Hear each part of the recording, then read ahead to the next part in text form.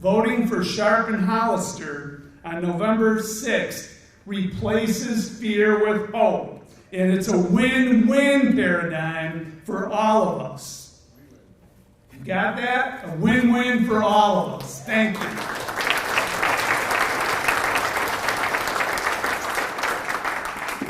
You've heard enough from me. Let's get on to the speakers.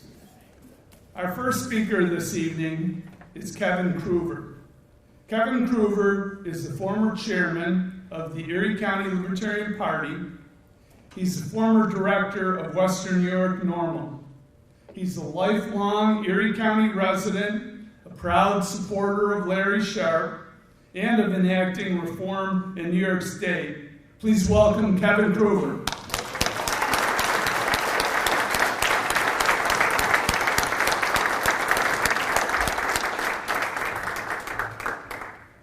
Thank you, Jim, for that kind introduction. Thank you all for coming out this evening to support Larry and for forming the state in general. I've lived here in New York my whole life. Up until now, I've never seen a candidate where I actually had hope that anything could happen for this state. All 29 years of my life, I've just watched this state become more and more like Venezuela or Cuba, to where every single action that a person can take, be it business-wise or within their own lives, is somehow or otherwise monitored or planned by New York State. The Cato Institute listed us as 50th, dead last, for freedom, both economic and personal, in the United States. CNBC also just recently released numbers that we're 50th, dead last, for places to open a new business. And we wonder why everybody wants to leave. New York has a lot going for it when you don't look at the government aspect of it. We have a lot of resources here. In Western New York, we have a great culinary culture. People are very friendly. We have great potential if only people would be left alone to run their lives as they see fit.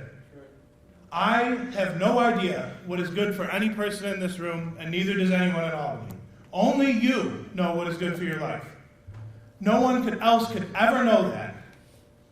And likewise, we should not assume that we know what's best for others. This fundamentally needs to be the attitude by which we run society. And right now, New York couldn't be any further from that. You name a thing, they've legislated it. It would be a much, much shorter list to think what they don't have rules of, by a significant margin. It doesn't have to be that way, though. We could put someone in there who doesn't care what we do in our homes. We can elect a man that will actually leave us alone. It's possible. It can happen. But we've got to make that happen. The state's never going to leave you alone without you fighting it. They assume right to your property, right to tell you what to do, assume right to know your private conversations. You name it, they want involved in that. We can't continue to live that way. Society needs to manage itself, and we need to get there as quickly as possible. Thank you. But also, I want to talk about locally, the Erie County Libertarian Party, please get involved. It's not just statewide that we need to enact reforms. We would need, even if Larry wins, we have to have people on a local level that'll help him. I don't want to say it's no good to have Larry there and then just a swamp, but if everything else is swamped, Larry's going to have a very hard time. Now, next year in Erie County, there's going to be 12 county legislative positions open, and Poland Carson's seat is going to be up for grabs, the Erie County Executive. That could be a great place to start. We need to find people to run for those positions and hopefully win them.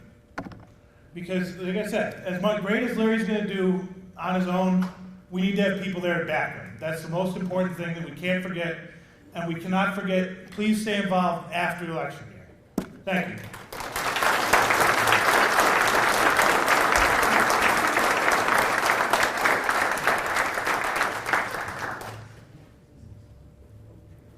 Thank you to Kevin. Our next speaker, many people in the room probably know, James Ostrowski is a trial and appellate lawyer and author from Buffalo, New York. He graduated from Brooklyn Law School in 1983.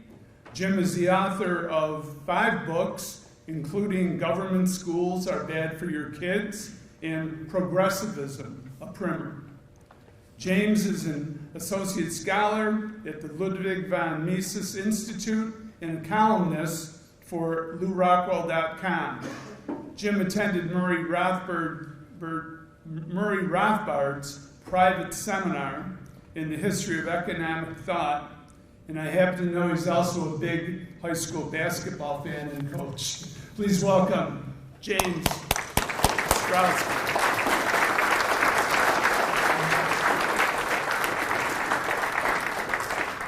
I could still jump too a little bit. I didn't have a joke or anything, but Jim said I had only 10 minutes to speak, and I thought telling a lawyer you can only speak for 10 minutes is pretty funny in and of itself. But it's actually a little odd that I would be speaking at a political rally at all, because I left local politics in 2011 after concluding it was a waste of time and a rigged game. I've also written 3 books that explain why in great detail. So what the hell am I doing here? The Bible says, ask and it shall be given you, seek and ye shall find, knock and it shall be open unto you. I was asked to be here, and that's why I'm here. I was asked by a good friend and one of my favorite libertarian activists, Elise Aumann. Where is she? There she is. So she asked me, and I could not refuse that request. Secondly, in my view, these are not great times for the liberty movement in general. But Larry Sharpe's, and where is Larry? I see him right there. Larry's energetic and optimistic campaign is one of the bright spots in our movement. So I came to say to Larry, good for you.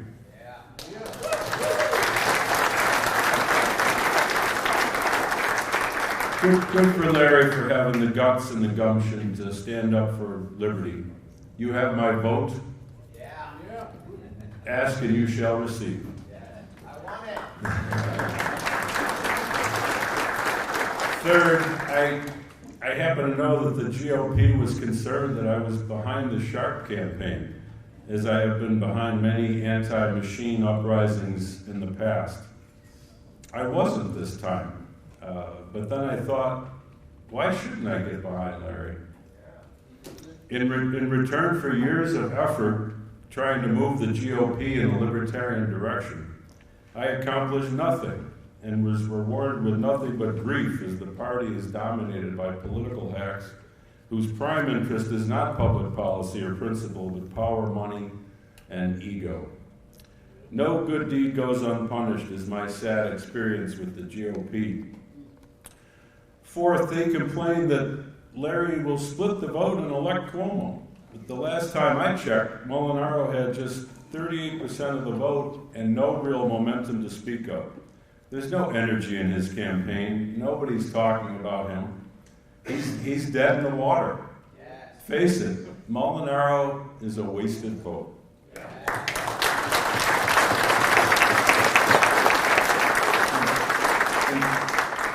By the way, the GOP is itself to blame for its poor showings against the Democrats. Libertarians have pointed out for years that government schools are propaganda mills run by left-wing Democrats. Yet the GOP, even in states where they exercise total control, have never moved against this primordial progressive program that allows the state to grab and brainwash our kids for 12 years and send us the bill. 90% of Republicans send their kids to schools run by Democrats who turn their kids into good little left-wing Democrats, and they wonder why they're behind in the polls. Now back to the many reasons to vote for Larry Sharpe. Fifth, since Molinaro can't win, if you vote for him to make some sort of a statement of, this is what I stand for, what in fact does he stand for? I went to his Wikipedia page and all I found was that he's a career politician with no apparent accomplishments toward liberty. There's not much more on his campaign site. He's going to revitalize the MTA, the subway authority downstate. He's clueless about how authorities are the absolute worst form of government, being accountable to neither the voters nor to the marketplace. There's no talk of getting the free market involved in transportation. The horror of that. No, like the typical Republican in this progressive era, he is always trying to figure out how to make progressivism work better. Is that what your vote means? Is that the hill you are going to die on? Then he tackles, or I should say fumbles, government corruption. He promises to restore public confidence in government. Again, the mainstream Republican is always trying to make big government work better so he can get a big job in it and flee from the need to make a living in the dreaded free market that the rest of us have to deal with. While there are a few good ideas in his white paper on corruption, he fails to grasp the nature and reality of corruption. That being the case, he believes that procedural reforms can finally constitute the holy grail of making progressive big government work. But they won't. Reforms will simply change the nature of the corruption. Corruption, like water, finds its own level in its own path. The great libertarian historian Lord Acton said, "Power corrupts." This is true as far as it goes, but let me offer this friendly amendment. Power is corruption. Power is corruption. That being the case, the only way to reduce government corruption is to reduce government power, and progressive big government career GOP politicians can't bring themselves to accept that fact. Then I took a look at Molinaro's tax and budget plans. They make no sense at all. He promises to cut a long list of taxes, but struggles to list a single program or agency he would cut from the budget. Keep this in mind. New York, counting all levels of government, has one of the most expensive governments in the entire world. The entire world. That's why when you leave New York and travel to nearby states, virtually everything you buy is cheaper. And this big government progressive Molinaro cannot unequivocally name a single program you would cut from the budget other than the Wicks law and some corporate subsidies. Don't ask, and you shall not receive liberty. Is that what your vote for Molinaro will mean? Absolutely nothing? Well, not exactly nothing, since he has the nerve to actually advocate for several new tax increases, such as taxing internet sales. In the days of yore, when I tried to run for governor against Andrew's dad, I used to say, taxes are axes. Well, Molinaro will be a great lumberjack whacking away at your bank account. So now that the Molinaro campaign has been exposed as the progressive big government sham that it is, what's all this talk about libertarians voting for Molinaro? What do they think we are, a cheap date? The GOP hasn't lifted a finger to attract the support of liberty-loving New Yorkers to its mediocre candidates. Instead, they rely on the old tried-and-true formula that has worked for decades on the Republican rank and file. Each party relies on the same trick year after year to attract the votes of the gullible masses, bubis Americanus, as H.L. Mencken called them. They scare their own rank-and-file voters by getting them to hate and fear the personalities of the leaders of the other party. Hence, we are expected to hate Andrew Cuomo's personality, not hard to do, but not his policies and programs, because there's not a dime's worth of difference between Cuomo's and Molinaro's. I have news for you. Libertarians are too smart to fall for this old GOP con job. GOP hacks, you have met your match. Will this finally be the year when New Yorkers vote for something good? For something good, not against something bad? Will this finally be the year we vote for liberty and reject the two twin progressive big government parties? Thank you. My time is short, and I know you want to hear from the star of the show, or stars of the show too, because we have a great lieutenant governor candidate. So let me close with one more big reason to vote for Larry Sharpe. The Second Amendment is the most important amendment, protecting as it does all of the others. I have two really important Second Amendment appeals pending in the courts, and the GOP hasn't lifted a finger to help, but the libertarians in this room have helped tremendously. Watch, thank you.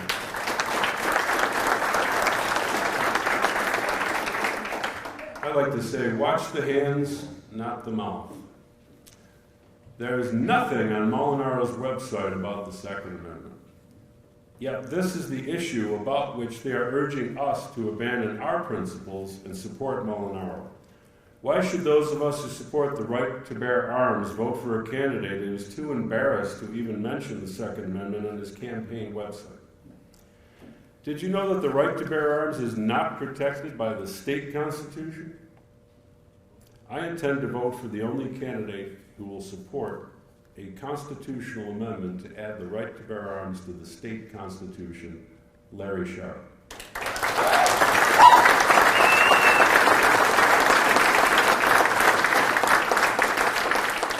How should the new amendment read? And I am a lawyer, this is what I do. How about, quote, the right of the people to keep and bear arms shall not be infringed, and we really mean it this time.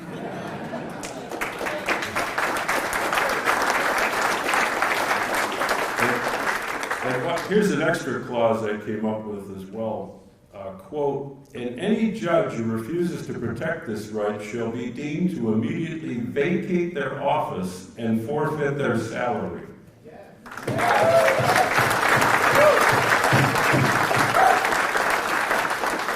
So these are the many reasons why I support Larry Sharpe, and you should too. Let me close with one of my favorite quotes from George Washington, which I think speaks to our effort in these last few weeks of the campaign.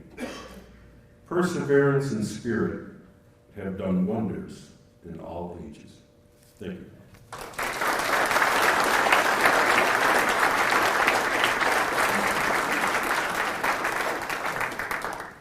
Thank you, Jim. Our next speaker is Kermit Mitchell III. Kermit is a junior at SUNY Fredonia, studying computer science and applied math. He's an entrepreneur with experience in technology startups. Kermit is a client at the Fredonia Technology Incubator and is currently focusing on game development, animation, and applications of virtual reality. Kermit founded the Video Game Development Club at Fredonia.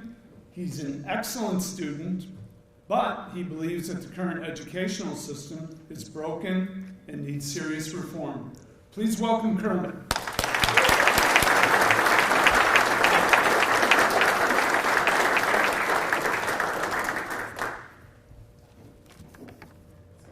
All right, hi everyone. My name is Kermit.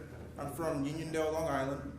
It's a suburb on Long Island, and it's a lot of small businesses, a lot of corner stores, a lot of restaurants, and a lot of educational opportunity.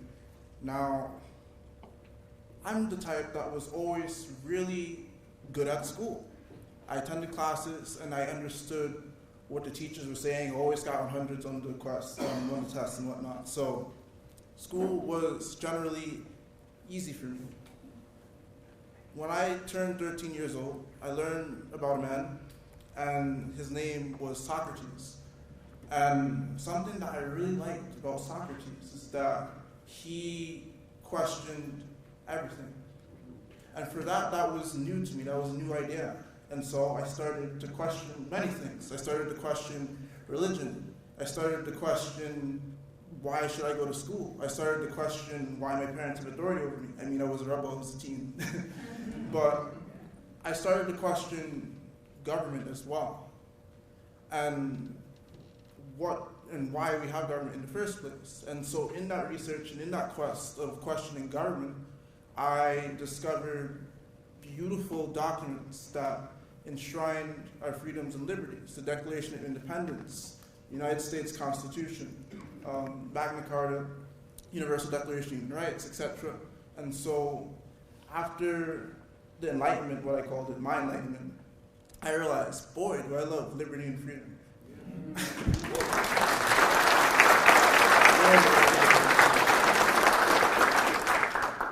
And so I started to become, or tried to be active I tried to be a political activist. I wanted to make sure that these freedoms and liberties were protected. So at the time, I was in high school. What was there? It was Occupy Wall Street. There was marriage equality, and in general, it was the fights for civil liberties. So I closely watched and followed those movements. And I think the precipice of me realizing that my political identity was in AP politics when we took tests and we had to figure out what ideals we believed in. And I realized that I believed in small unlimited government. I believed in civil liberties and freedoms. And I didn't know there was a word for that, and it is. And I realized it. It's libertarian.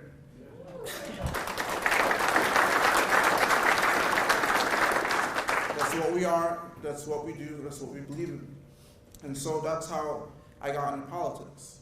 Now, I said that I was always good at school, but there was a time where that stopped being true. In 11th grade. I didn't get dumber. But what happened was I lost motivation in school. I stopped caring because it was so easy for me at the time, not to brag, but it was so easy. And I felt that in high school, I wasn't really learning anymore what I needed to learn.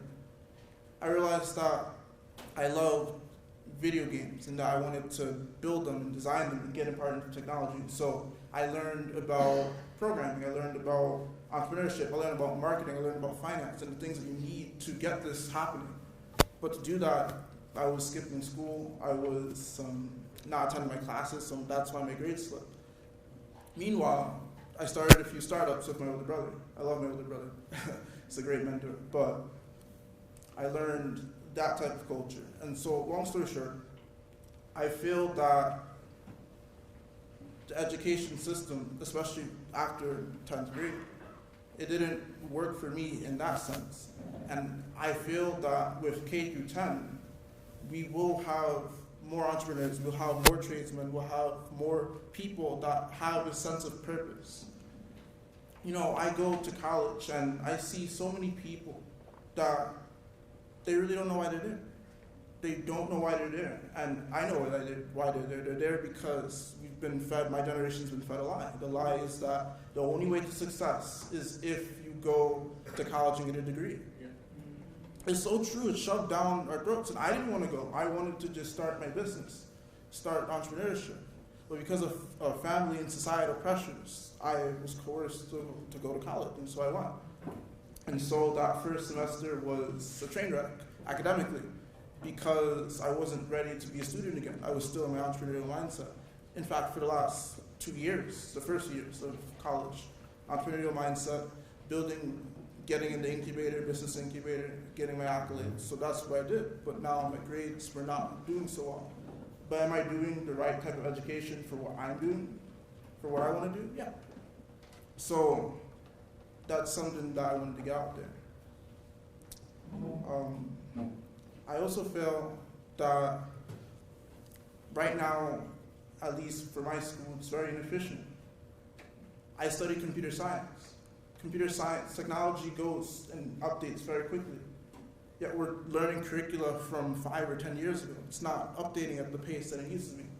Part of that is the Board of Regents and other things halting our progress. From starting, I tried to get a video game development major at my school, like another school, a private school that's doing well. I tried to set it up like that. It didn't work. That's why I had to set up my own club. But that's another reason why we need to reform the education system. But I'll go even further, like Larry says. Free college doesn't work. It does not work. Nothing is free. Someone's paying for it. Yeah.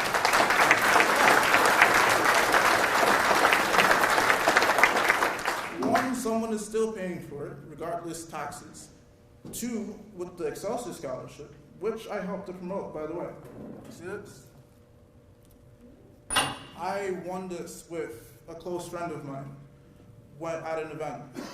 Your Majesty, he put on a contest to see. What college students in the state can make a good technology solution to help make college more affordable and more accessible and promote the Excelsior bribe. So I was part of a team that placed high. And so I know about the Excelsior Scholarship, and it's a disaster. That's what's going on. And it's a bribe, and I know so many people that are saying, yeah, they're just gonna not report it or leave. So it doesn't work. It's just a disaster. And finally, if it's still free and efficient college, right? It's free, but it's inefficient. So really, you're wasting time. And I know so many people that are in tens of thousands of dollars in debt, and they shouldn't have been in college in the first place. They should have been a mechanic or an engineer or a plumber. But now they're in college studying who knows what and wasting their time. So we need to reform education. That's so important. Going further, I want you all to know that the family courts in this state have destroyed my family dynamic, personally. I can't trust my parents because of all the lies that have been spewed throughout both of my parents. So I don't trust my parents. I don't. And not only that, they have, my parents, a visceral hatred towards each other, and I see that. And my other siblings have seen that too. Now that I'm older, because I'm the youngest, I see how that has affected a lot of my siblings. And I didn't grow up with my father in my life because of custody reasons and other reasons, because he didn't want to see my mom and etc., not to get too into the nitty-gritty. And something I noticed was that it was always focused on child support money, and not me being with my parents, and not me actually getting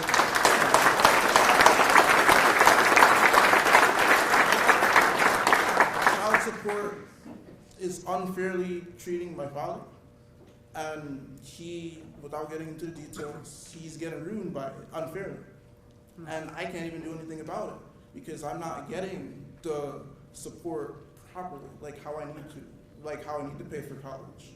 And so I went to court.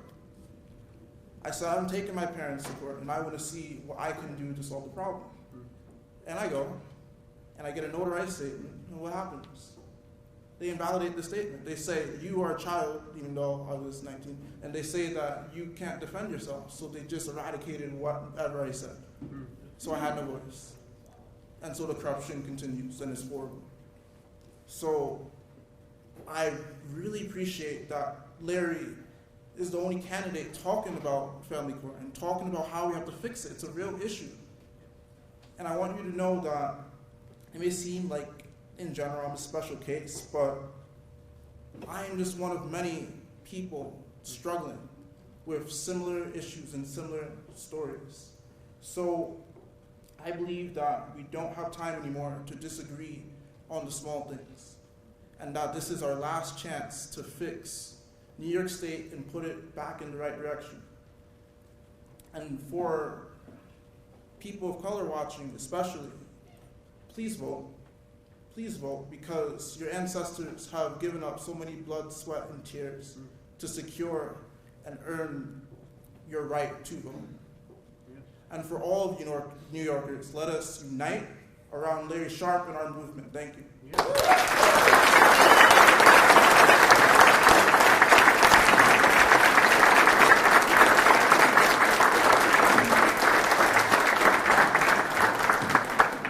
Now there's a young man with a heck of a message. Thank you.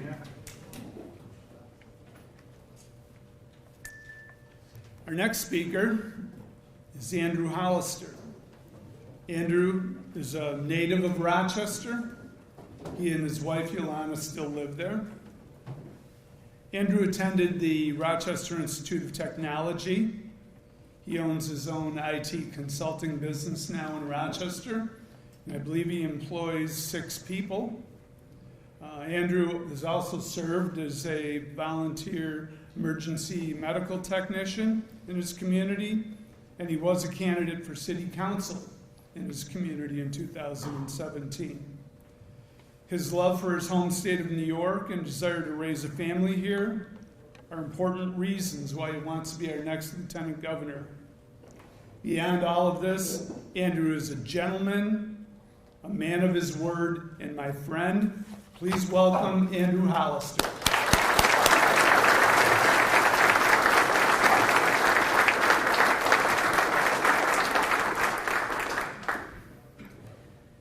Hey guys, how's it going? Now, how many of you, this is your first Sharpe event? Go ahead, put your hands up. Look at that. Hands all over. Amazing. All right. So I'll let you guys in on a little secret. We start doing crowd participation. So with that being said, who was at the Albany rally? Oh, that's amazing. That is wonderful. Okay, great. So that means you guys don't know the answers to these questions. You guys can't cheat, all right?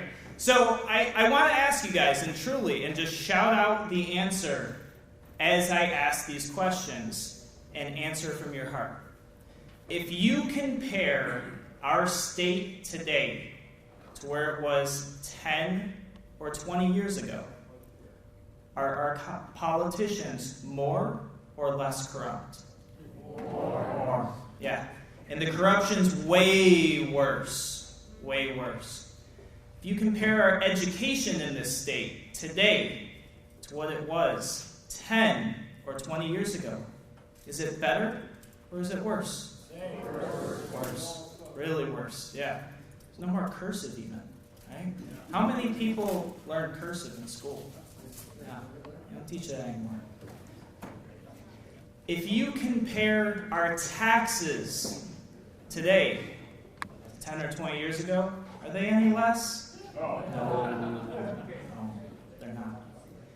If you compare our individual liberties today compared to 10 or 20 years ago, are we more or less free? Yeah, it's true. We are winning the race in every wrong place in New York. We are. Highest taxes, highest corruption, lowest opportunity, lowest amount of freedom. These aren't the races we want to win. Now, some of you have been following the campaign for a long time, and you know this has been a marathon. This has been a long-haul campaign. We're in the final sprint to the end. We're in the final sprint, and we've made it this far because of every single one of you. Because of every single one of you helping us along the way. You guys are the grassroots. So you might wonder, yes. You might wonder in these last 24 days, I think it is. I'm starting to lose track because we're doing so many events, which is amazing. But what can we do? What are the last steps? How do we get across this finish line? We're going to need more help from you guys. How many people who are here today, this isn't your home county. You live in another county. Awesome. From all over. You guys are from all over. What I need each person to do, those that live in this county, and those who are going home to a different county, we need to turn our counties gold. We need to turn them gold. On election night, when that map goes up, I want each person in here to look at their county and see it turn gold as those votes are coming in.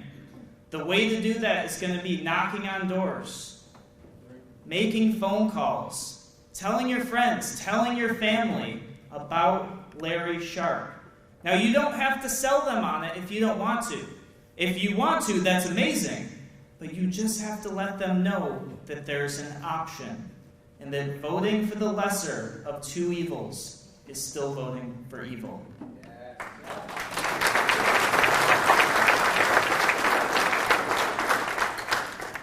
So, many of you may know why I'm running, but in case you don't, I want to just paint that picture for you, because I think many of us in the room feel the same way.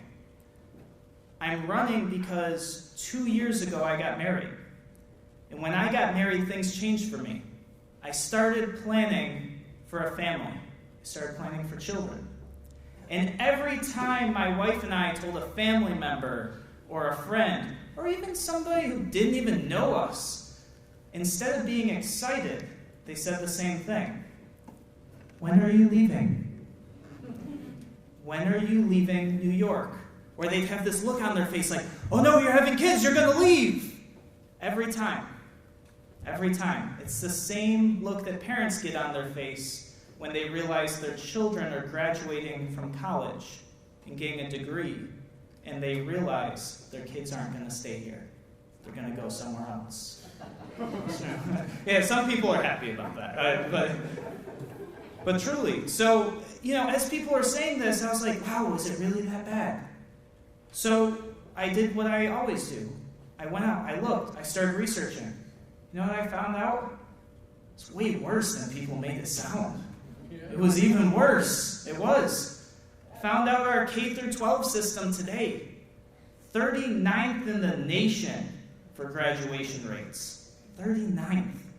But we pay $10,000 more per student per year. Yet we take 39th? That's terrible. 50th for freedom in economics. 50th. We even beat California. Come on. 40th for business. And the list goes on and on and on. And we win all of the wrong races. So literally what happened is my wife decided we're going to check out other states. And I was on board. I'm like, yeah, wow, this is terrible. What am I going to say to my kids if I raise them in New York? We settled on South Carolina. We found an amazing school district. We found taxes that were like a quarter of what we pay here. I mean, just mind-blowing. But what we also found is we were looking for an airport. We were looking for a home that was a certain distance from an airport that had flights back to Rochester. That's when we realized it doesn't matter where we go, New York is home. That's when we realized that when we raise our children, we want them to have 4 seasons. I want my children to experience Naples Grape Festival. I want them to hike in the Adirondacks. I want Niagara Falls to be nearby. And then I looked at another family member who had left New York State, and she was bringing her daughter up here to see the leaves change colors, because they didn't have that. New York is home. New York is home for all of us. But what pushes us out are our high taxes, our high regulations, our poor education system, and our corrupt government. Now, our governor thinks it's the weather. And it doesn't take anybody to know that the weatherman lies. The weatherman lies. Cuomo is trying to be a weatherman. He's trying to say that New Yorkers are leaving because of the weather. We all know that's not true. And the reason we know it's not true is I will ask you this. How many of you know somebody who's left this state? Yeah, almost every hand in the room. How many of you have thought of leaving or are thinking of leaving today? Yeah. Yeah. How many are leaving because of the weather? No one. All right, there we go. So, what we need to do, we need to turn the state gold. We need to fight so that we can stay home. When I made that realization with my wife, we realized that we needed to stay and fight for our home. Which is why I'm going to share a conversation that Larry and I had when Larry asked me to run for governor. Because after that conversation we had, the first person I called was my wife. And she said, yes, do it. That's what we need. So when Larry called me, Larry didn't say, hey, you know what would be cool if we ran for governor and lieutenant governor? He didn't say that. He didn't say, oh, I know you, let's do this. He didn't say anything like that. He said something that was much more profound. What Larry said is, Andrew, will you bleed with me? Will you bleed your time? Will you bleed your finances? Will you bleed for New York? Will you bleed for a new New York? Andrew, will you bleed with me? And that's what we're looking at today to change New York. So I ask each of you the same thing. Looking at your friends, looking at your family, looking at yourself, will each of you lead with us to build a new New York?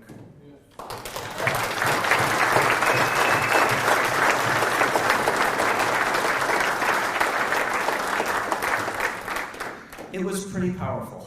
I'm not going to lie. So I'm going to close with actually my wife.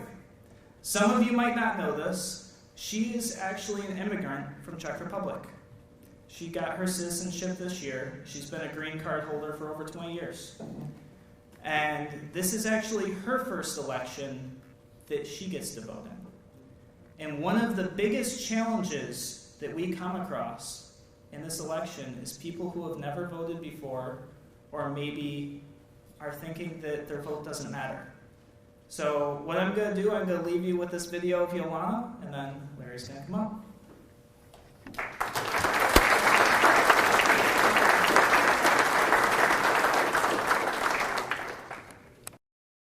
My name is Yolana. My husband, Andrew Hollister, is running for Lieutenant Governor along with Larry Sharpe this year, and I'm really excited about it. And I wanted to share a story with you. So I'm in the Susan B. Anthony Square. I thought it was very fitting because if it wasn't for her, I would not have the right to vote this year. So I'm an immigrant. I immigrated here from Czech Republic, and I get to vote this year, which is really exciting. So last year I applied for my citizenship. It was the same year that Andrew ran for city council, and I was really hoping I would get to vote for him as my first time casting a vote, because how cool would that be? But I did not get my citizenship in time. I did, however, meet Larry Sharpe at the same time, and I loved him off the bat. I was never really someone who was interested in politics, but meeting somebody who was so down to earth and really had good principles and wanted to take New York in a great direction meant a lot to me. So when I became a citizen this year and I found out he was running for governor, I was really excited that that was going to be the first vote I get to cast. To make things even better, Andrew actually ended up running with him as lieutenant governor after I got my citizenship, so now I got to vote for two of my favorite people. But the other reason it's so exciting, other than getting to vote for them, is that I get to cast a historical vote this year. When these two win, it's going to be historic for the whole United States, and I get to be a part of that. My first vote gets to be part of something big and historic, and I get to vote for my husband. So I'm urging you, if you've never voted, whether you weren't a citizen or are now, or you just never had the motivation to go out and vote, I would love it if you could come join me to cast this historical vote in this election and help make a new New York.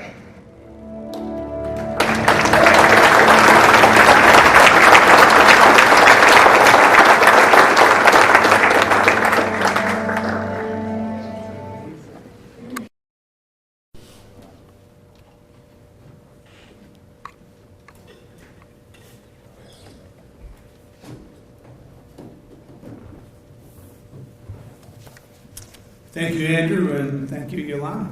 It's great. First time I met Larry Sharpe, a few years ago now, he was doing the same thing that he's doing today. Standing up for the rights of the little guy, fighting the tyranny of the majority. I didn't know who he was. He stood up in a room, a similar number of people, and just made a very principled statement about defending the rights of the minority that were in that room. And I knew I respected that man that day in that moment. He continues to do these things, fighting the tyranny of the majority. It's a different day, but it's the same Larry Sharpe. Larry lives in Queens. He's married to the girl he had a high school crush on in Georgia. They have two bright, beautiful daughters. Larry's a businessman. He's a Marine Corps veteran.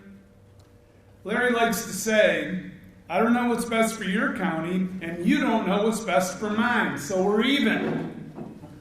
That attitude is reflected in Larry's commitment to ending the unfunded mandates in Albany that are placed on local counties. When I think of Larry Sharpe, the following words come to mind. passionate man, principled man, genuine man, and a tireless work ethic. And that's the man I want to be my governor.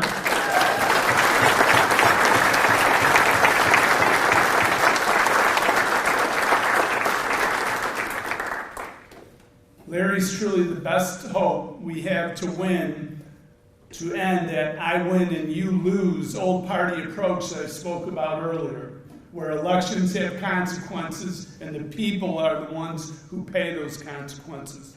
Please welcome my friend, the next best governor of New York, Larry Sharpe.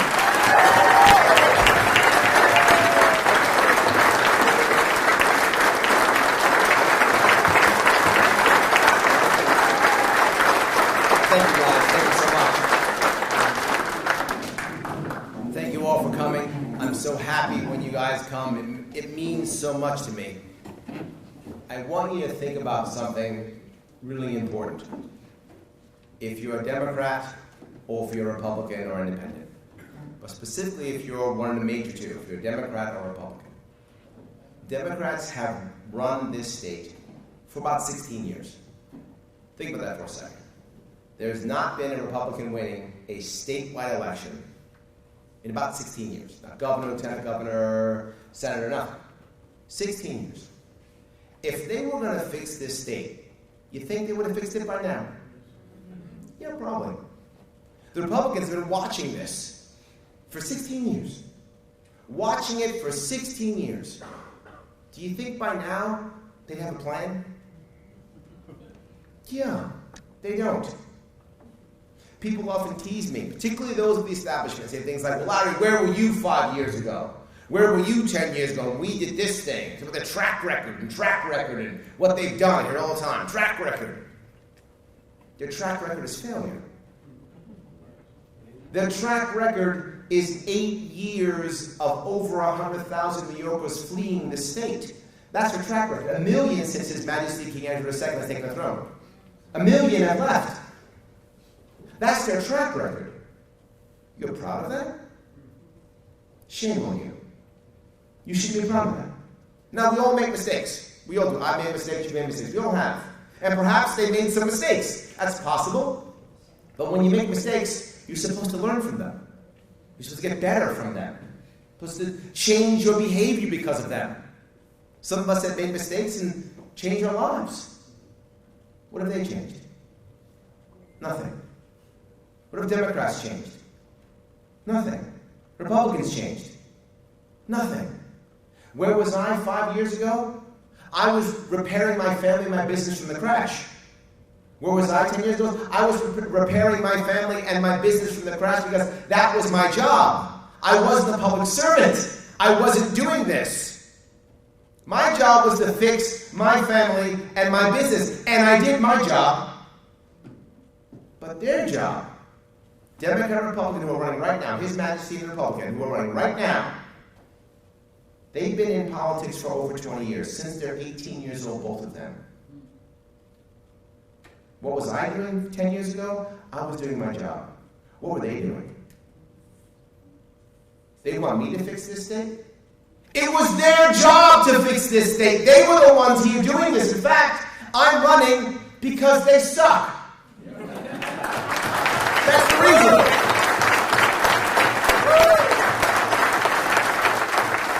If they had done their job like they were supposed to do, I wouldn't be here. If they had done their job like they were supposed to do, I wouldn't have a chance. Yes.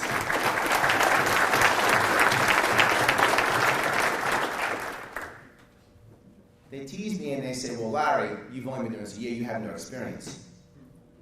Well, guess what? I've been doing this 1 year. 1 year I've been doing this. And in 1 year, I have a plan. And in 1 year, I have a movement. Yes, sir. Yes. How do I know that? You're here. That's how I know that. Yes, you're here. I'm sorry? 400 people watching. And 400 people watching. There we go. See? There we go. Love it. What's their excuse? None. I would ask you as a Republican or Democrat, why in the world would you reward that bad behavior? You shouldn't. At one point, it's no longer their fault. It's ours. It's ours. At one point, we have to step up. I'm stepping up. You're here. You're stepping up. The question is, will enough New Yorkers step up? And stop sitting back and saying, well, I've got to vote for an R or D, or worse, join the group of people, 60 to 70% of us, who don't vote at all. Because they've given up. They've just surrendered.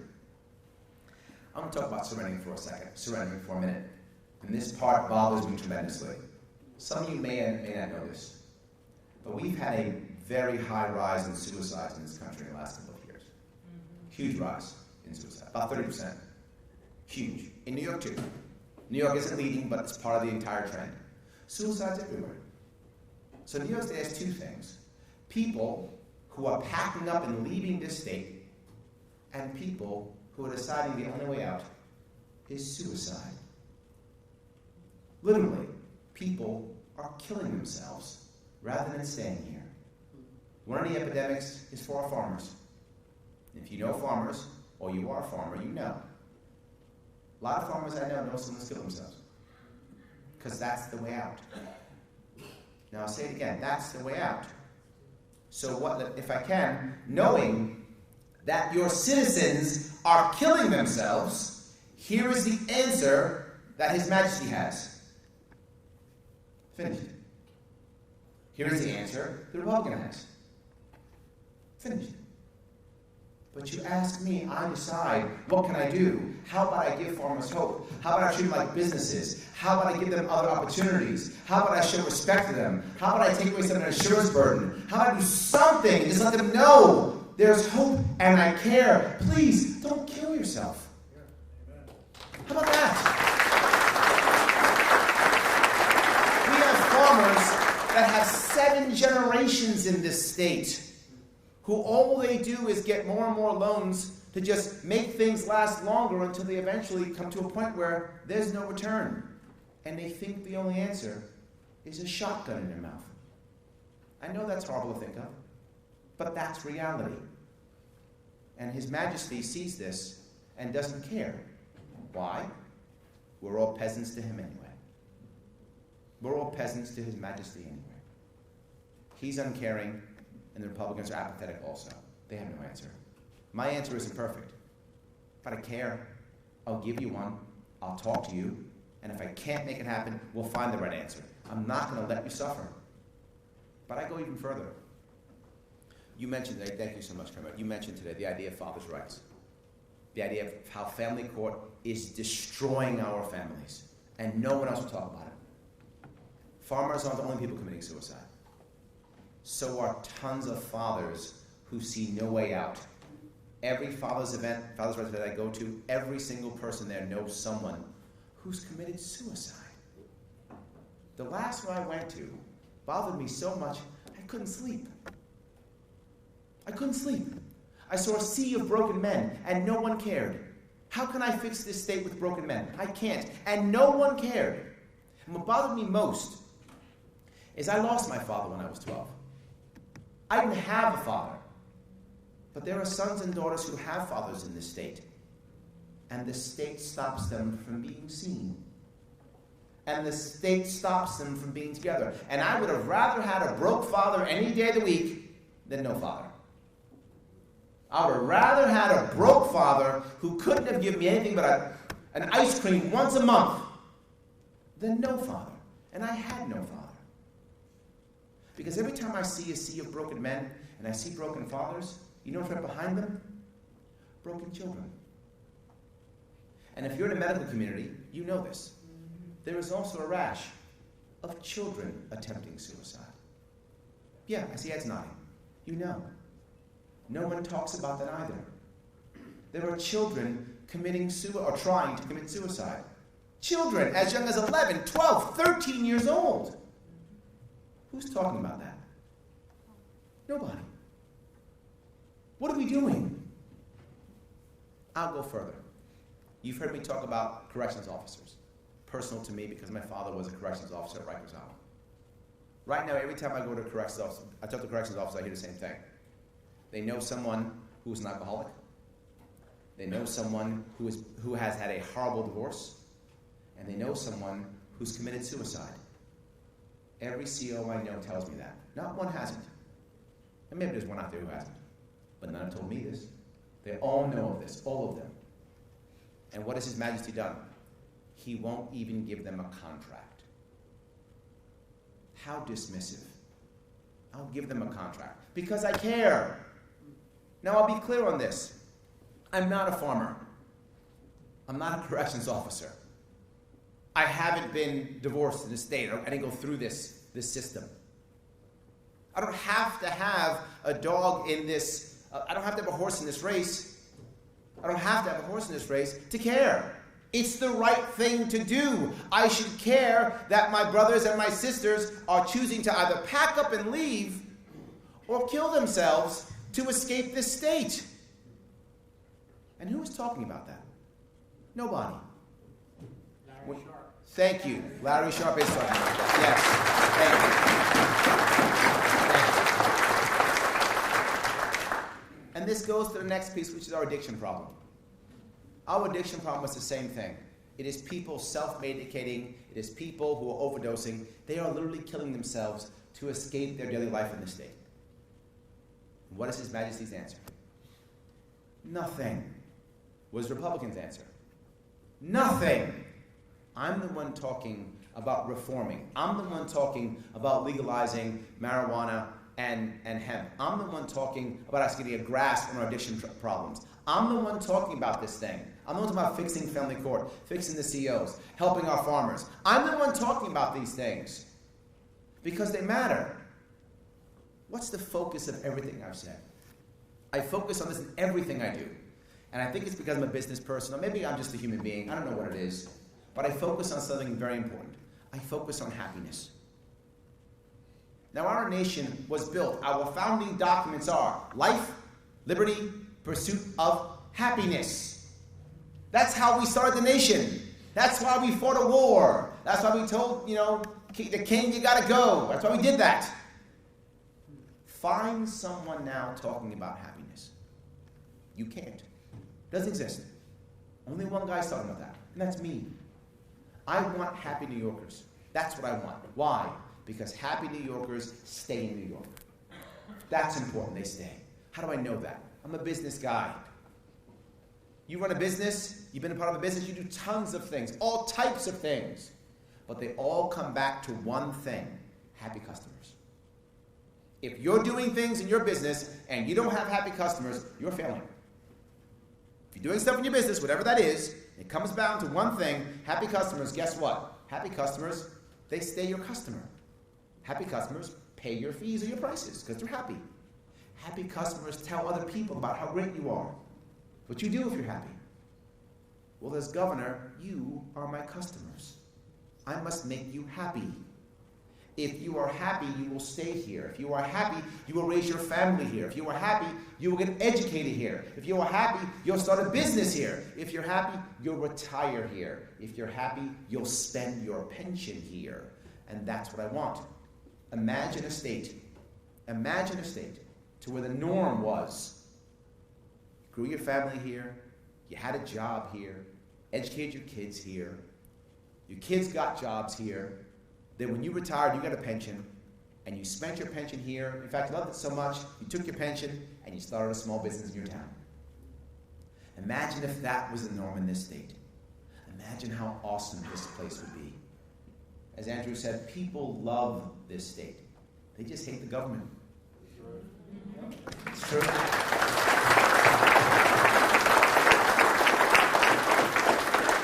We could make that happen. We could make this a state where people could do that. We absolutely could. It could happen. But we've got to take care of the things we talked about. We've got to focus on happiness. Because happy New Yorkers is what I care about. People often say, but what about this idea or that idea? And I say to myself, does it get us to happy New Yorkers? If it doesn't, I don't care. It's not my issue. If it doesn't, I don't care. But to what Jim said, I don't know what makes you happy. You probably don't know what makes you happy. You probably don't. But you know how you want to go after that. And the last thing I want to do is get in your way. The last thing I want to do is get in your way. I want to make sure you can go off and be happy. And that means the less control I have over your life, the best chance you can find happiness. And for some people, you'll never find happiness, but you'll enjoy the journey. And some of you will find happiness, and it may be fleeting. You may find it again. But that's the whole point. That's what makes you happy. That someone allows you to chase that dream. They don't get in your way and stop you and decide, I have to be righteous, or elections have consequences, and I'm going to tell you what's right. How about instead of me being governor who says, I know what's right and do as I say, instead, how about I'm a governor who says, I want to protect the rights of the individual against the local bullies who constantly pop up. The local bullies are constantly popping up.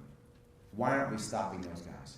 Why isn't there someone here to say, no, the individual matters.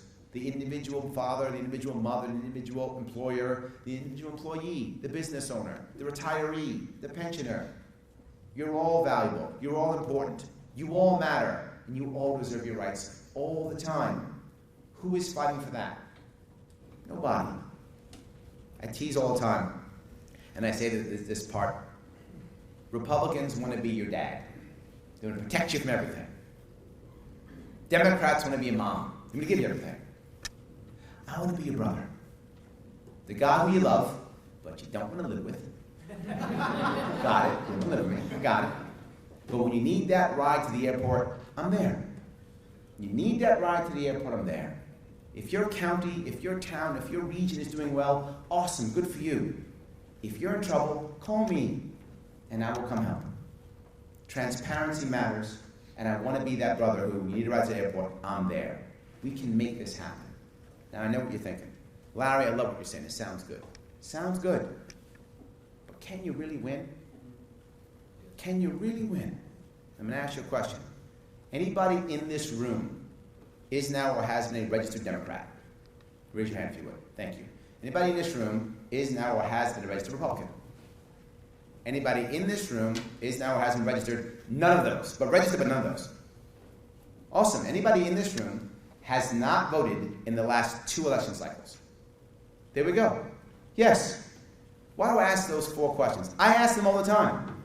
If you watch any of my live streams, in my Facebook posts, every time I do it, I ask those questions. Why does that matter? Because the only way anyone is going to beat His Majesty is if you can create a coalition of Democrats, Republicans, Independents, and the most important piece, those who don't vote. If you can put those 4 together, you can win. Let me be very bold for a moment.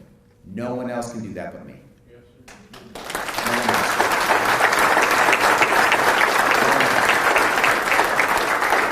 And why do I say that? Because every event I go to, that happens. Every event I go to. Go to a Cuomo event. Oh, you can't find a Cuomo event. Sorry. Okay. Go to a Republican event and ask those questions. And what you'll get is, we're all Republicans and we're all over 45. And there's only 20 of them. Yes, exactly. Not that I mind my over 45-year-olds. I'm 50. Please stay with me. I'm good. But it can't just be us. Right? It can't just be us. It's got to be 18-year-olds, 30-year-olds, 20-year-olds, 45-year-olds, 65-year-olds, 70-year-olds, 80-year-olds. All of them. It's got to be everybody. And you look around this room, and that's what you see. You look around every place that I go to, and that's what you see. You see all different ages, all different groups. You see it here. That's the coalition we can build. And to be very forward, I get Democrats in the most reddest areas. Right? I was in North Country, very red. I asked the same question. Democrat hands went in the air. I was in the Bronx, very blue. Same question. Red hands went in the air. Same thing every time. Very blue or very red or purple. Doesn't matter. I get them all. Why? Because of what I stand for, which is, I don't care if you're conservative or liberal or whatever you consider yourself. I just want you to be happy and don't bother other people. That's it. That's it. Which means this is a winnable race. We can actually win this thing. But how do we do that? Well, Andrew brought it up. He said, turn your county gold. That's amazing. I want you to. But how? How do you do it? Do what you feel is best. Why do I say that? Have any of you seen my social media? You have, right? Of course you have, yes. Okay, a little bit, yes. So, people are amazed by it. Amazed by my social media. Wow, so good, so awesome. You're good at controlling your social media. I have no idea what I'm posting. No idea. I run this the same way I run a business. I give people freedom. I know there's actually an actual equation. Personal freedom plus accountability plus transparency equals innovation. That's how it works. It works in life, it works in business, it works in government, it works in campaigns. I give my people freedom to do cool things, and guess what happens? They do cool things. I want you to go and do cool things. If you think the right answer is putting a big sign in your front lawn, please put a big sign in your front lawn. If you think it's waving signs, please wave signs. You think it's going door to door, go to door to door. You think it's hanging out by the local Burger King, hang out by Burger King. Please don't wait for me to give you the answer because I don't have it. Please don't wait for that. I don't have the answer. You do. You know your communities better than I do. You know the people around you better than I do. Is knocking on the door the right thing, or is it dangerous? You know your neighborhood better than I do, right? Should I hang out in the daytime or nighttime, in the morning, in the afternoon? You know better than I do. Should I be doing things on Facebook? Should I be doing it on Twitter? You know better than I do. I'm asking you, these last 3 weeks, I want you to remember what Andrew said. I'm asking you, bleed with me. I'm asking you to bleed your time. I'm asking you to bleed your innovation.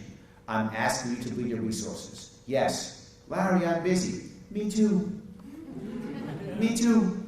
Yeah. Larry, I don't have that much money. Me neither. Yeah. For those of you who know what I do for a living, if I'm here, I can't be with customers. Just so you understand this, if I'm here, I can't be with customers. I don't have a salary. You don't know that. I don't have a salary. I don't get paid. I'm my own business guy. If I'm not working, I'm not getting paid. I lost over 50% of my income last year. I will lose over 75% of my income this year. I have a wife who does not work, 2 kids. I live in New York City. You can imagine my bills. When I say bleed, I mean bleed. I'm bleeding. I can ask you to bleed because I'm bleeding. But not just that. I have put into my own campaign, over $10,000. My own money. I put it in. Why do I tell you this? If you feel sorry for me, please don't. I knew what I was getting myself into. Don't feel sorry for me. I tell you this for a very important reason if you don't understand something. I'm serious. I'm serious. I don't want to move. I don't want to leave the state that I love. I am prepared to sacrifice my time, my energy. I leave my family often for 5 or 6 or 7, 8 days straight. Gone. I don't come back. Because I must be up here or someplace else. I don't mind. Don't feel sorry for me. Understand that when I ask you to bleed, it's because I'm bleeding too. I'm not asking you to bleed without me. I'm asking you to bleed with me. That's what I'm saying. I'm doing it. I want you to do it too. And if you have the money, please donate. If you don't have the money, give me time. You don't have the time? Give me innovation. Give me something. I'm trying to give to you. Give it back to me. We can do this. If you take this seriously, if you're prepared to bleed, if you can use your innovation, your time, these last 3 weeks, if you can do that, tell people, tell everybody you know, go online, share what you can share. Not just that, take the time to find different articles that are on the internet and put my name there. Let them know I'm running. Tell people, bleed. If you will bleed with me, I promise you, we can make change in this state. I promise you that 1 or 2 things will happen. Number 1, we'll actually win. Wow, that could actually happen. That happens, we will change New York. Overnight, we'll change the nation overnight. Or the second thing will happen. We'll come in second. I'll be disappointed. But coming in second is still good. Why? Because a microphone goes in my face every single day.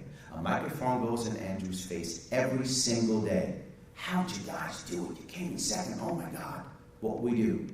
We will talk. about what I talked about. We will talk about fixing education. We will talk about changing taxation. We will talk about making happy New Yorkers. We will talk about fixing our prison system. We will talk about helping farmers. We will talk about all those things I just mentioned. We will talk about fixing family court. We will talk about all those things that no one talks about. If we don't bleed, nothing will change at all. Blue team comes in first, red team comes in second, no change.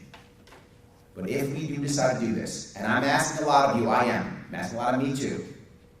I'm a Marine. I don't mind being first in. I will do it. I will break the hole in the front line. You guys gotta follow me through. You have to. If you don't follow me through, we lose. Follow me through.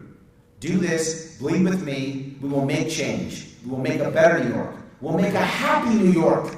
We will make a new New York. Thank you.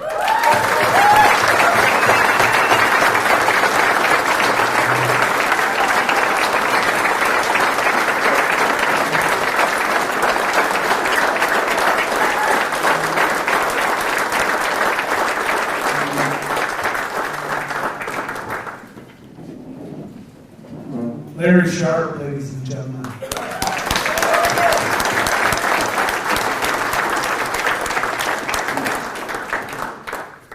I don't know how many events Larry's done today. Larry, how many is it? Fourth one today.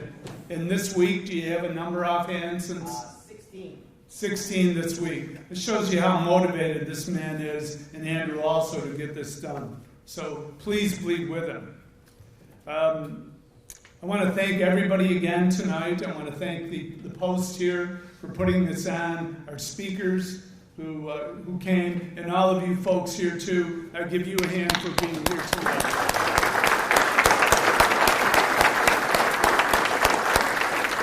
I thank you and drive safely. Good night.